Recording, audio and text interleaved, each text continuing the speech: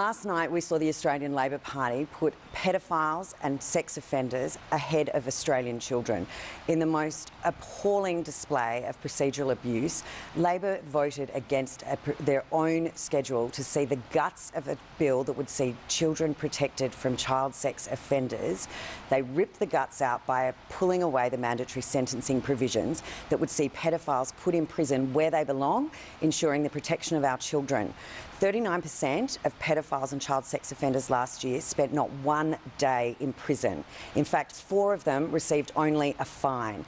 This bill would ensure that these sexual predators, whether they committed their crimes in Australia or overseas, would be able to be sentenced to jail and spend time in prison, which is exactly what the Australian public suggest.